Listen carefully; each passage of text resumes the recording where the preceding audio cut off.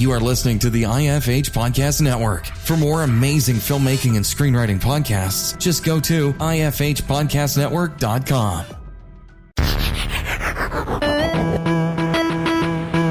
You're listening to the Dave Willis Podcast.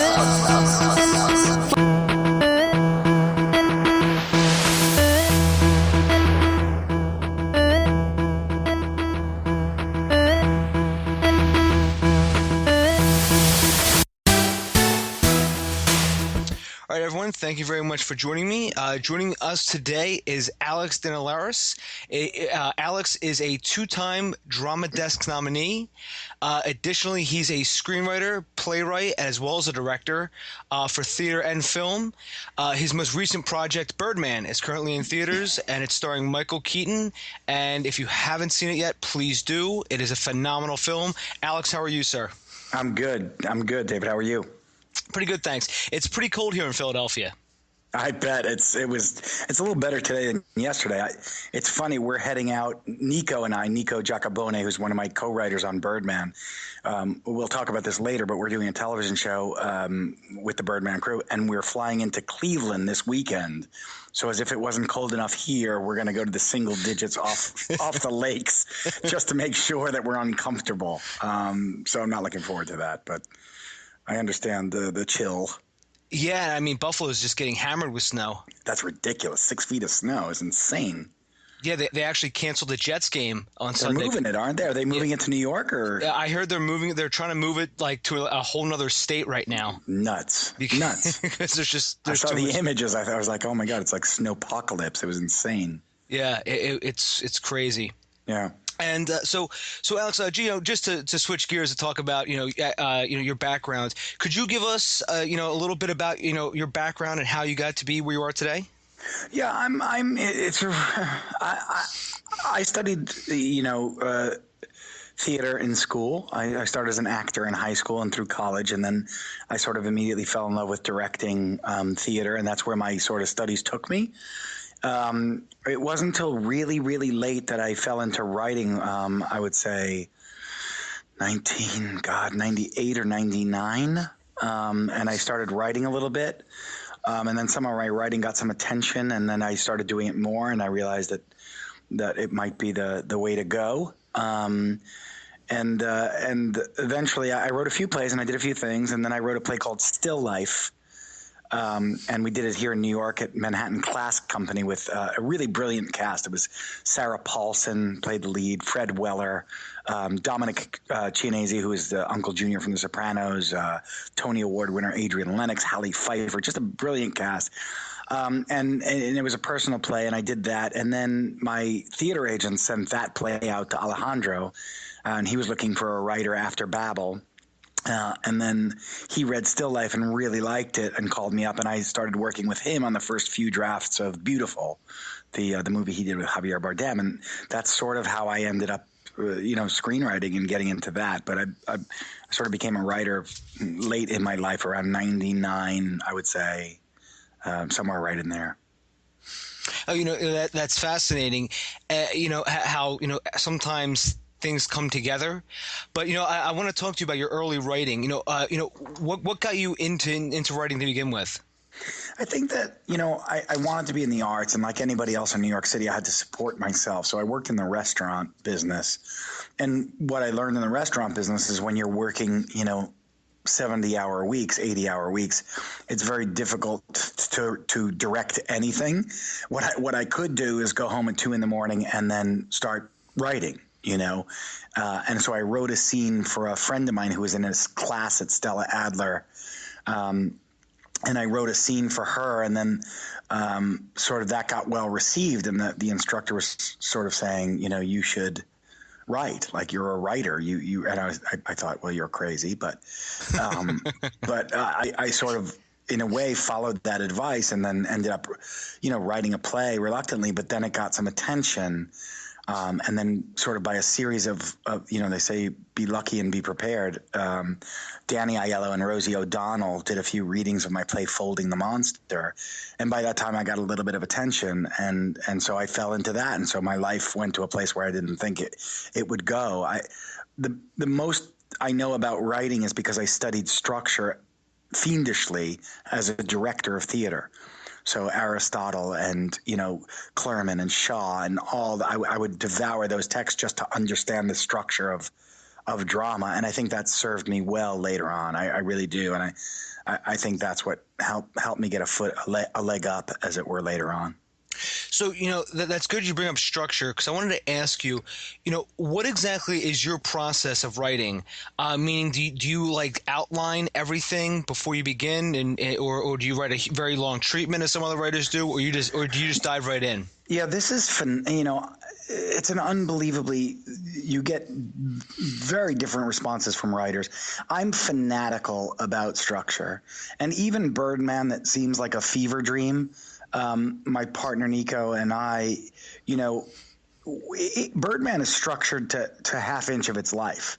It might not seem that way, but it really is. Like, if you look at the first frame of it, it's if you can forget that Michael Keaton is levitating 3 feet off the ground in his underwear, and you look at just the action is meditation, right? And meditation is the act of quieting the brain, isn't it? Quieting the noise, as it were.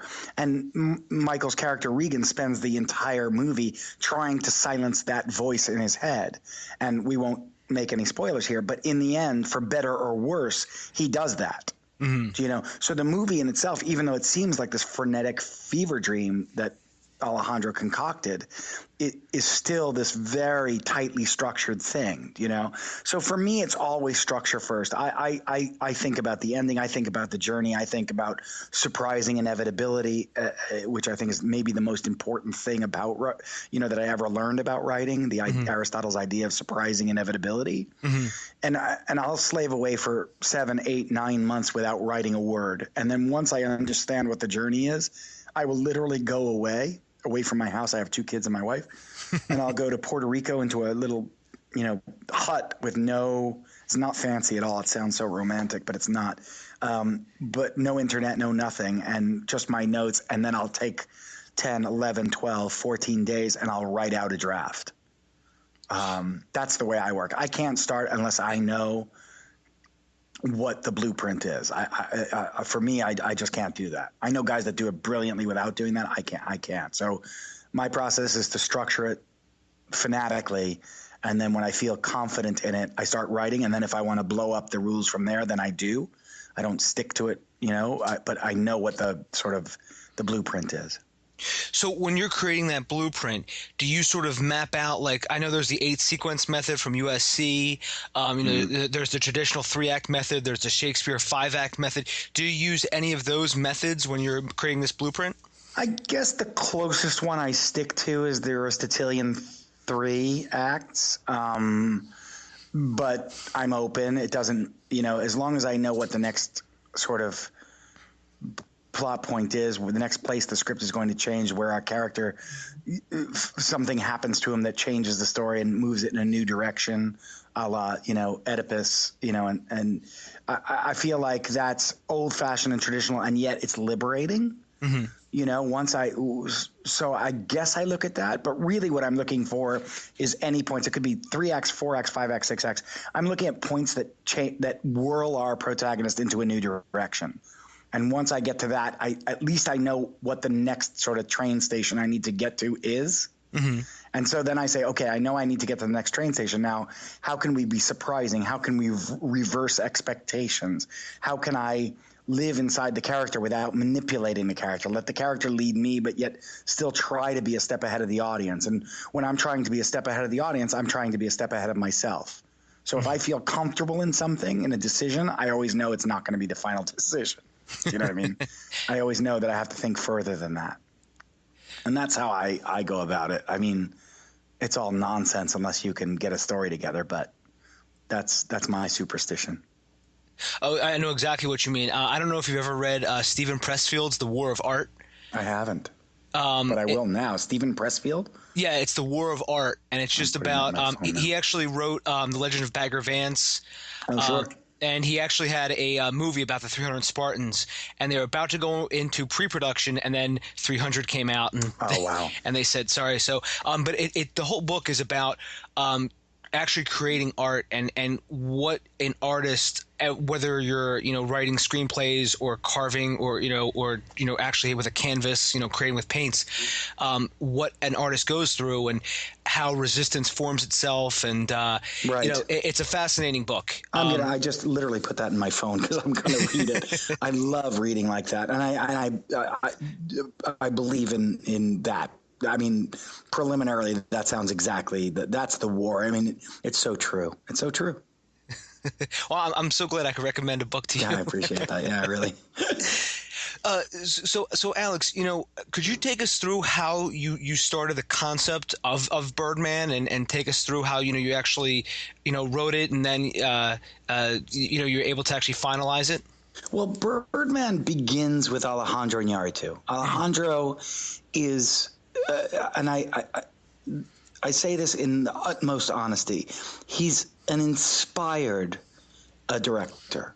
He thinks in ways that you struggle to sort of keep up with his madness until you find out that his madness, he may not even know it, but his madness all has this method underneath it. Mm-hmm. And so with Birdman, he had this idea, and so I worked preliminarily with him on Beautiful on the first couple of drafts and setting out the story. And then he had these two guys, Nicolas Giacobone and Armando Bo, come in and write the final script with him. When it came to Birdman, he approached me and said, I would really like to do this movie with you. Would you like to work with this guy, Nico, who I did Beautiful with? And I said, I loved Beautiful. I would love to work with him. Let's do it. I think it'll be fun. And his idea was, we're going to do this movie in one take. So imagine hearing that for the first time. Now it's in the conversation of Birdman, you know what I mean? Mm-hmm. But at the time we were like, sorry, what? and then he said, and it's going to be a dark comedy. And it was Alejandro, and it's going to be about the theater. And I was like, who is on the phone right now? Like, who am I talking to? Or, you know what I mean? My joke with Alejandro was like here's 3 things you don't know about. Comedy, theater, and English. And that's what he said. He's like, I want to do a comedy about the theater in English. I was like, oh, I don't know what to do with you. But his idea was inspired. And so he brought it to us, and then I met with Nico and Armando and Alejandro, and we discussed it. And then what it is, it's a matter of sort of solidifying this, what's the word for it? Like this inspired fever dream that Alejandro has about, mediocrity and reaching his 50s, but it's sort of applied to all of us. It became instantly universal. And so Regan was born, and this idea of us all commenting on our own mediocrity happened. Once that happened, my partner Nico, who's, a phenomenal writer, he and I sort of complemented each other because he sort of lets his imagination fly, and I'm a structuralist. So together we were this sort of yin and yang of this thing, and we were both trying to make sense of Alejandro's fever dream. From then, it just really became about procedure. Like, how do we bring this into the universe? Alejandro would say, look, the first image of this thing is a guy floating in his underwear. And you can imagine, like, we were like, what are you talking about? He's like, no, that's what he's doing. He's meditating. So for us, then it was saying what I told you before. It was like, okay, what's the journey of this guy? And forget that he's in his underwear and forget that he's levitating. What's the action? And the action was meditation. The action was to quiet the mind. And that gave us our next hint as to what would happen next. Do you know what I mean? Mm-hmm. So we were like, oh, yeah, if he's trying to quiet the mind, then the mind is the antagonist. And that's where Birdman gets born, is given birth right there. And so it was sort of like holding a flashlight and then going one plumb point to the next and praying that you got to the end. If that makes any sense. It does. I know exactly what you mean. So Alex, as you took through this process, how long did it take you to actually create the Birdman script? We started, I want to say it took us about a year and a half to get to a shooting script. Mm-hmm. We would talk on Skypes. We were all in different places. Armando and Nico were in Buenos Aires. Alejandro was in Los Angeles. I was in New York. So we met originally and talked, and then we would Skype and talk about ideas. And in our foursome, Alejandro and Armando are directors, and Nico and I are essentially writers.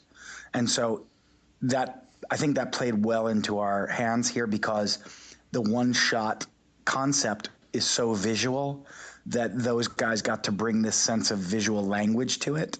And on the other hand, doing it in one shot and in the backstage area, it was going to be a lot of dialogue, and that played into my hands, you know? So it was just a really good match for the four of us, I think, the two writers and the two directors. But it took about a year and a half, maybe a little over a year and a half, to get to a script that we were ready to shoot, that Alejandro was happy with. So is that the longest that's ever taken, you to come up with the scripts? Because I know you've written theater as well. So, so is that the longest it's ever taken you? I think for a script, yeah. I think in the theater it's the same thing. From the time that you show your script to a producer, it generally takes a year and a half or 2 years to get on stage. I think it's the same thing with film. I think from the time you conceive it to the time you're ready to finish post, it's generally about 2 years. I mean, that's generally how it goes, but certainly the longest time writing. And I guess that was because we knew, Nico and I know, when we were hashing out the ideas in black and white on paper, that we were in trouble, because whatever we came up with in the end in the shooting script, we knew that 95% of it would end up on the screen, because there was going to be no internal edits. So we couldn't be excessive. We couldn't say, all right, well, we can cut this down later. We couldn't do it. We had to sort of edit the writing in the process.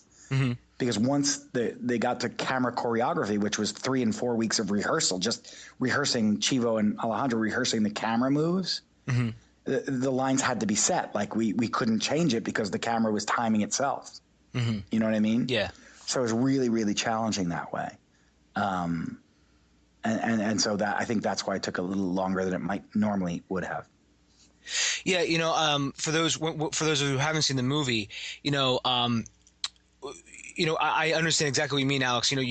Sometimes when you're, because I write screenplays myself, but and I know what you mean. And I love when I watch a movie, I love to actually get the screenplay, and and you see certain things, and you're like, oh, well, this wasn't in the movie. Oh, well, this isn't how I imagined it. Things like that, and so what you just said, I could imagine you have to be so precise and with every little, with everything, every slug line, every action line. Yeah, man, think about that. Like, you're so right. I mean, and you'd like to get a script that's not the shooting script, because then you learn something. I think that's what you're saying, and I agree with that.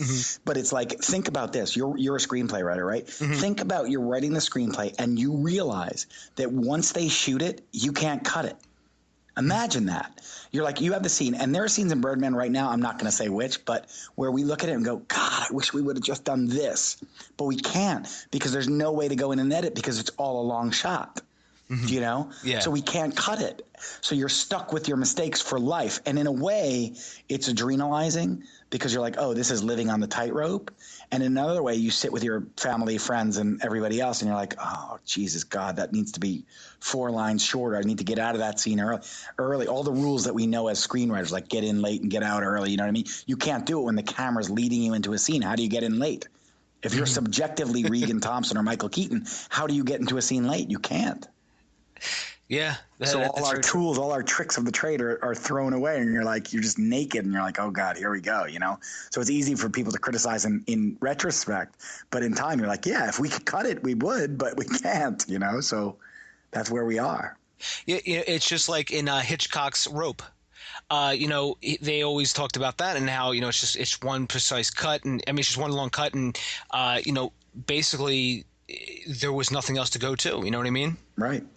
You have no cut. You have no reaction. You have no breakaway. You have nothing. You have just your damn dialogue that you're stuck with, which is horrifying.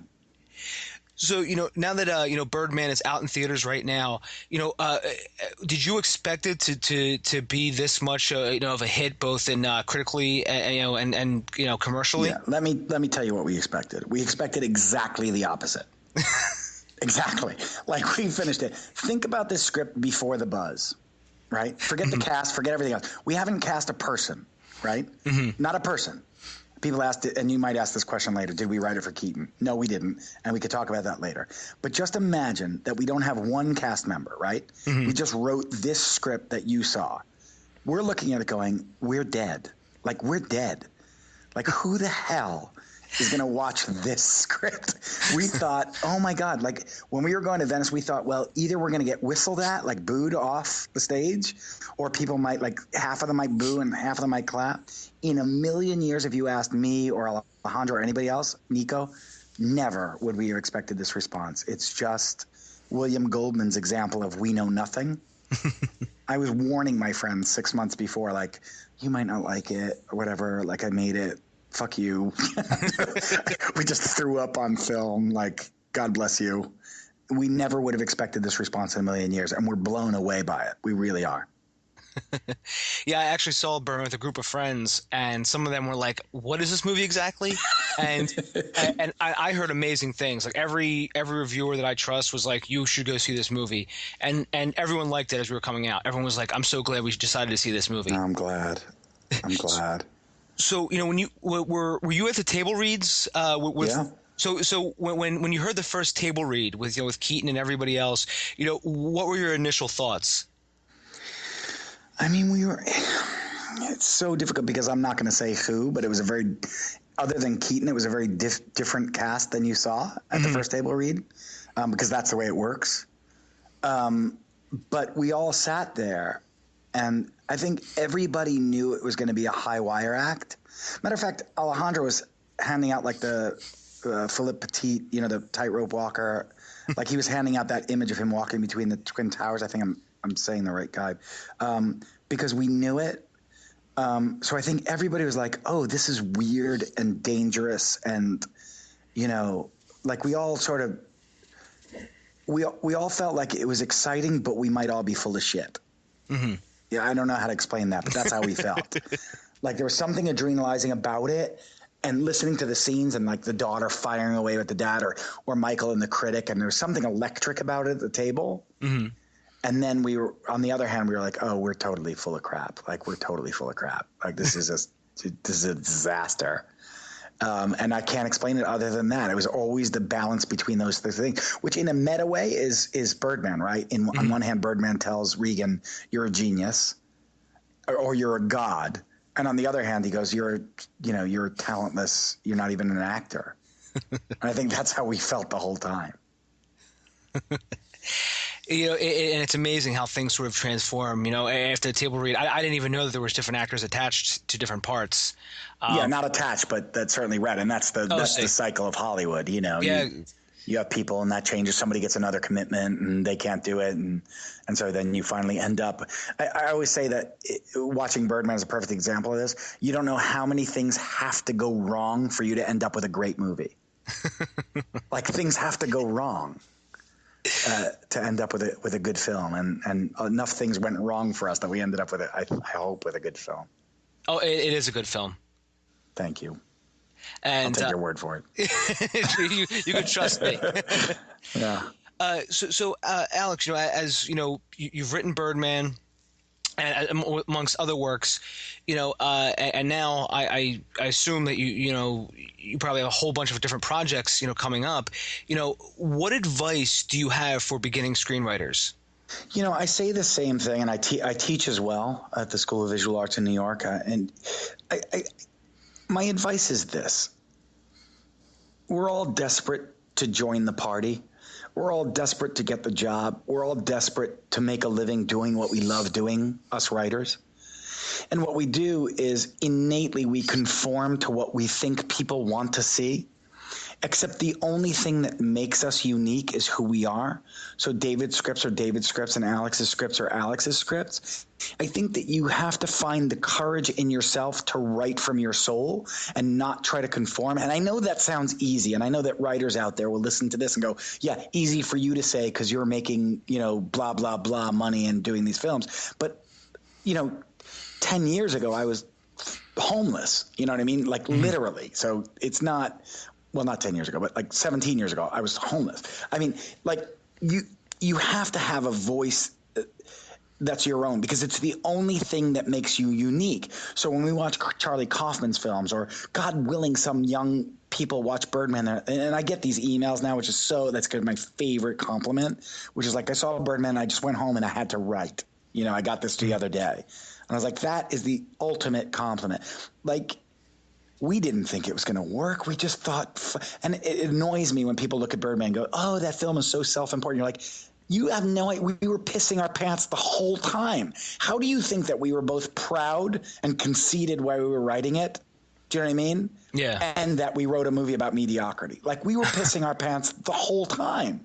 So when people come out and go, oh, that movie thinks so highly of itself, it's so you're like, oh my God, if you just sat with us and understood that we're writing literally a movie about our own mediocrity, you would understand that that's not the case.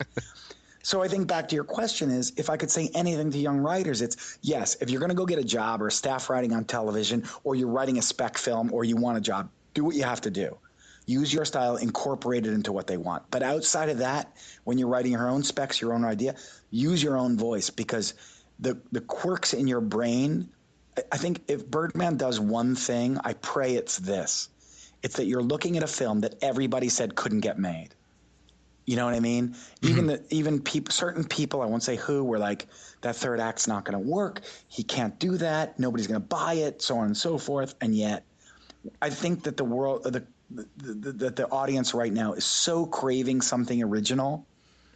Like, we're so used to the cookie cutters. We're so used to being taken advantage of as an audience. Like, don't worry, the audience is not that smart. We'll just do this.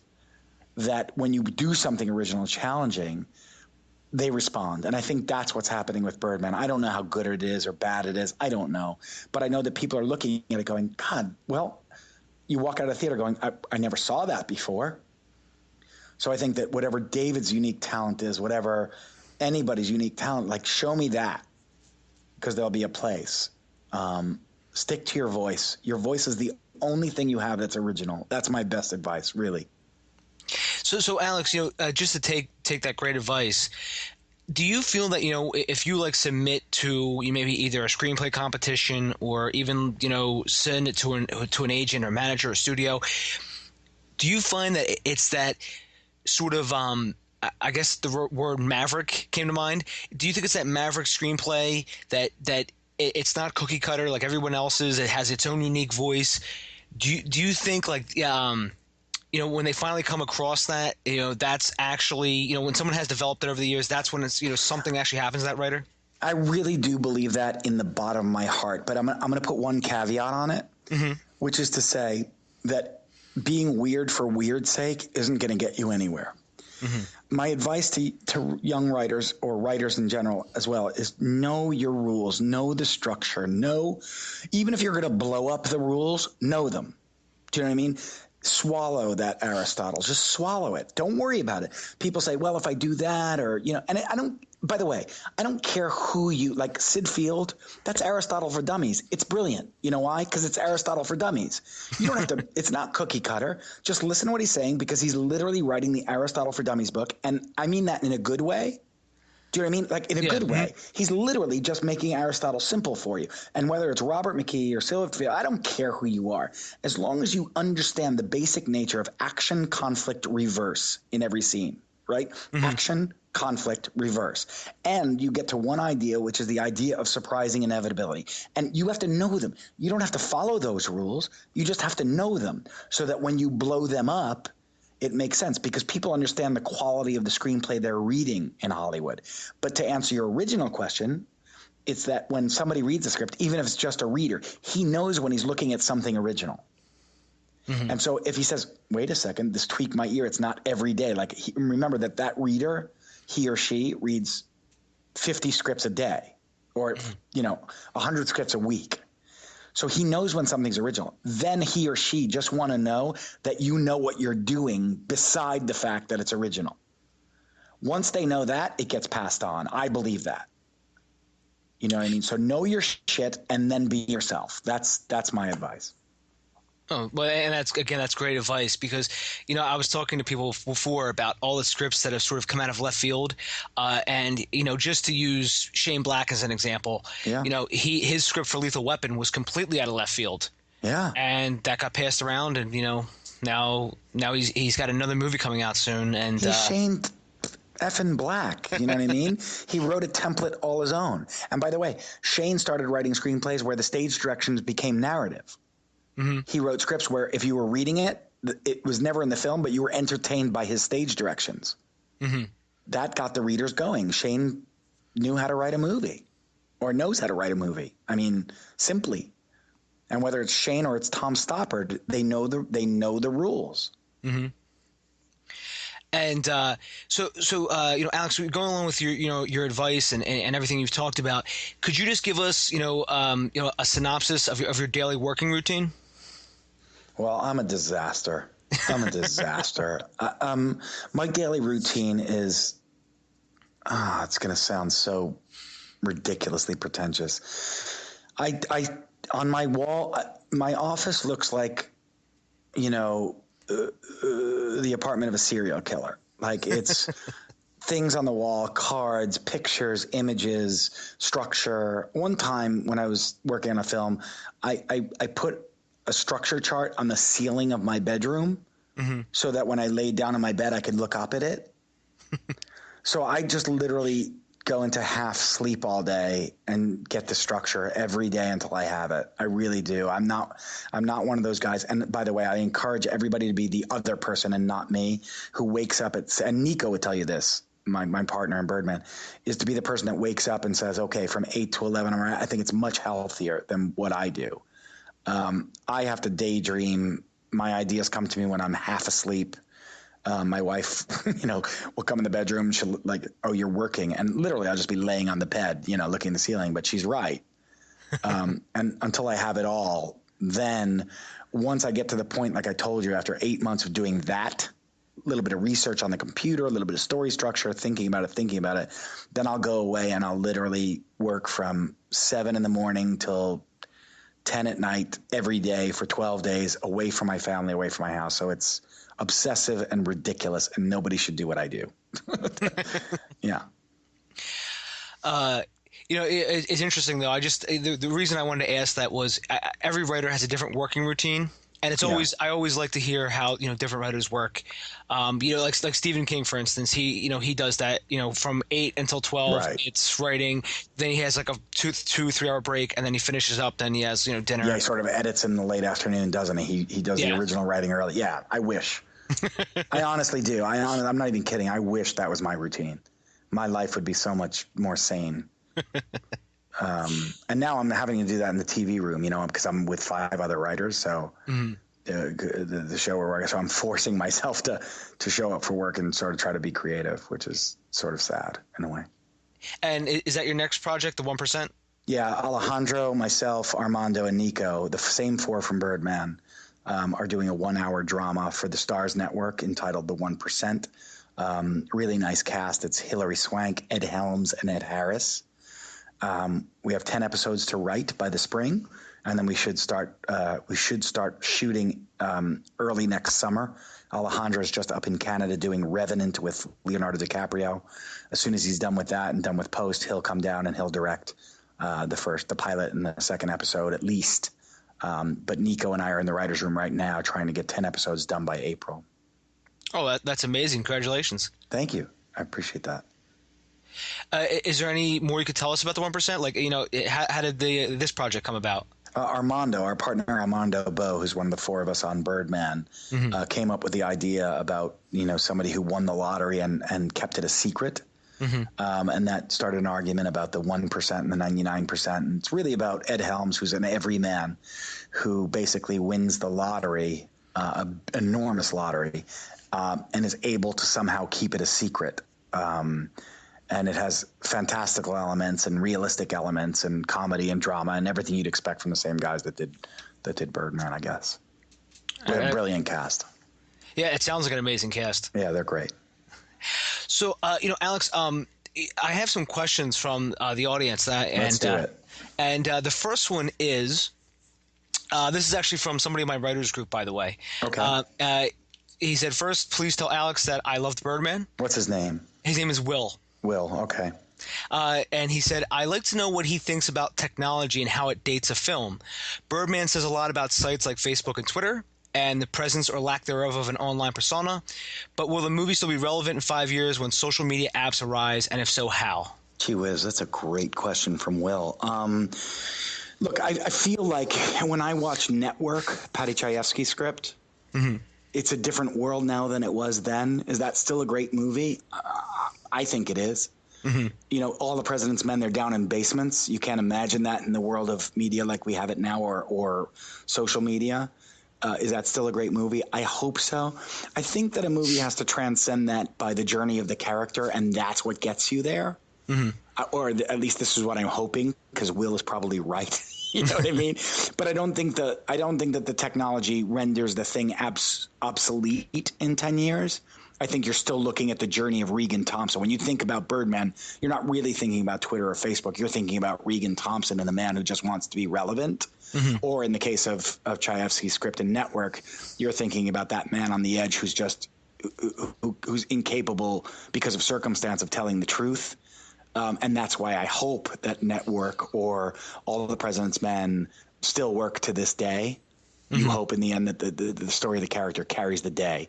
But yeah, it certainly is a question whether that'll be an obsolete argument in 10 or 20 years from now. I mean, the way technology goes, maybe 5 years, but it's a great question. But I'm going to hope that watching Regan Thompson is more than just the idea of how he got his name out there, but it's about relevance. Yeah, I still think it'll be relevant. And I work my day job. I work in IT, and I know how fast technology is working now. It's unbelievable. Right. Yeah, it's crazy. And our next question is: do you feel the market is still looking for new spec scripts when the majority of projects now are all remakes? Who asked that question? That was actually a friend of mine on Twitter named Scott. Scott, it's not a damn good question. Why do you hang out with smart people? It's annoying. Scott's question. I think I said it before. I think that if you look at this year's film, here's my hope. Forget Birdman. Looking back at 2014, for anybody who's a fan of film, it's a pretty good year, right? Like Whiplash is pretty damn good. Boyhood is pretty damn good. I hope Birdman is good. Like, this is a refreshing year. Like, it's the year of pioneering. You know what I mean? Like, Linklater, I mean, are you kidding me? Like, that's genius. So I would like to think that I think that film all of a sudden, for the first time in history, is being pushed toward following television. Because I think as film became incredibly commercial, and there's nothing wrong with those commercial films. It's just when the whole menu is those commercial films, that's the problem. Not that they make commercial films. Not that Iron Man or Avengers isn't great, right? The question is, when the entire menu seems to be that, where's the pushback? So the pushback in the last 5 years seems to have come on television. And you look at shows like Breaking Bad, or now a show I watch, I devour, which is called Rectify. I don't know if you've seen it. Oh, yeah, I've heard of that. Oh, boy, is it good. Just everybody listening to this, just find Rectify and watch it. It's so lovely. But TV has sort of pushed the boundaries of what film used to be for us, and now it's pushing film back. Do you know what I mean? And I think that if Birdman or Boyhood or Whiplash or like these movies are making us pay attention again, then there's hope. We're never going to break the bank or, buck the system that is the blockbuster. And I think the blockbuster is very important in movies. It keeps studios afloat so they can do other things. So I'm not going to criticize them.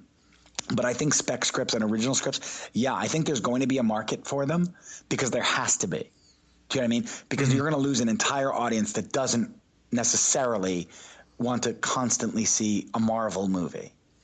You know what I mean? That they want to see, like I said, the Networks or and Justice for All or the Great Santini or whatever the next generation of, hopefully it's this year. Hopefully it's Whiplash and Boyhood and Theory of Everything and, just a sort of a new model. Wild. So many good movies this year. I think it's a great year. So that's my hope. Yeah, like Nightcrawler was fantastic. Nightcrawler, of course, fantastic. Budapest, but in his tradition, but still fantastic. Like, I think it's a great year for film. I really do. Oh, yeah, absolutely. And I wish it wasn't. You know what I mean? Sitting with Birdman, I wish there weren't that many good movies. Every time I watch another movie, I'm like, damn, that thing is good. But it makes me happy.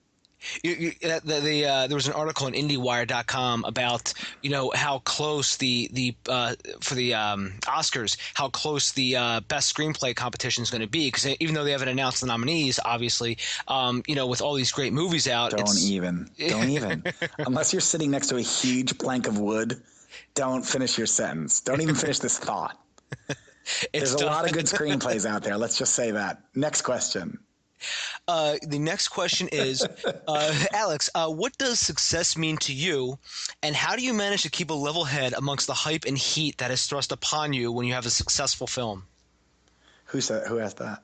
This is another friend of mine, Scott, but he's on Facebook. It's another Scott? Yep, another Scott. Scott. Scott number 2.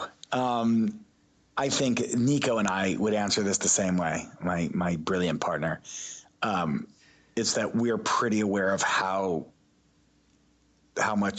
mediocre we are, like how behind it we are. We're always desperate. We're never in control. We never have a moment where we're like, hey, you know what we'll do? That'll be cool. Like never. We're all like, fuck, what do we do next? And I have 2 babies and a wife at home that when I walk home, I know exactly who the schmuck in the house is. I think if you don't buy your own bullshit, it's a thing about critics. Like, if they're against you, then you hate them. If they're for you, you love them. The problem, I think Denzel or somebody smart said, if you believe the good ones, you have to believe the bad ones. Mm-hmm. And I think it's right. Who cares? Do we want to get nominated for whatever golden potato comes next? Yes, that would be unbelievable. I'm not going to sit here and say it wouldn't be a life stream to go to, Hollywood for awards. I'm not going to say that. Of course it would be great. The difference is, will that change who I am as a writer? No. Will I be better or worse? No. I'll be the same exact writer I was before then. And you're just trying to dig into a story that you can put your teeth in, do your best, and sort of always be behind it. You know what I mean? Always be behind it. Always be behind the audience.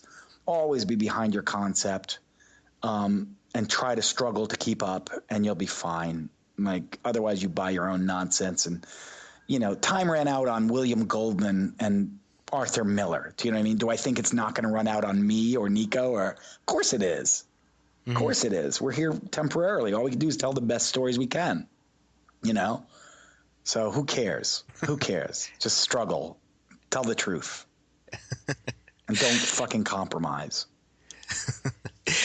And the final question from the audience from is... your third friend, Scott. No, this isn't from Scott. I'm totally kidding. It'd be funny, though, if it wasn't from Scott. It was an audience of Scots. But what I did was I picked the best questions. And this question is, what screenwriting software do you use? I use Final Draft. Okay. But I have to be honest about this.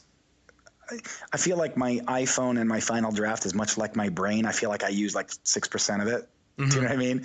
Like I still have trouble locking pages. But Final Draft has been good to me. And I don't, there's nothing that would make me, I'm so old fashioned that there's sort of nothing that would make me switch. It's good formatting software. Now we can share documents. So me and Nico can share on it, which is terrific when you're collaborating. So I've been with Final Draft my whole career. Oh, great. Do you know, I'm actually a beta tester for Final Draft. You are? Yep. Send me new stuff. You have to teach me how to use it. Let's talk. I will teach you anything you want to know about. Where are you? Are you in? Where are you? I'm in Philly. Oh, you're in Philly. That's a train ride. I will literally pay for your ride up for you to teach me about Final Draft. I will pay myself up just to hang out with you, Alex. Oh, come on. We'll have beers and you'll teach me about Final Draft. I'm in. That's a real deal. When we're off the podcast, you tell me. It's a done deal. And actually, I was going to tell you, Final Draft is actually interested in having an event here in Philadelphia. Oh, really? And I was actually going to invite you if you want to come down. I will pay for your train ride, bus ride, or however you want to get here. It will be in either March or April of next year when the weather's nice and we're not in this frozen tundra. And it's going to be we're looking at a couple different venues right now and a couple different don't even. I'm in. As long as I'm doing this Broadway musical that I might, but I think I don't have to be anywhere until May. So if it's in March or April, I'm totally in. Excellent. Yeah. And I, like I said, I will pay for your train ride. I feel like we turned this into a personal conversation. Oh, we're on a podcast. Oh, wait a minute. Like, Dave, so what else is up, man?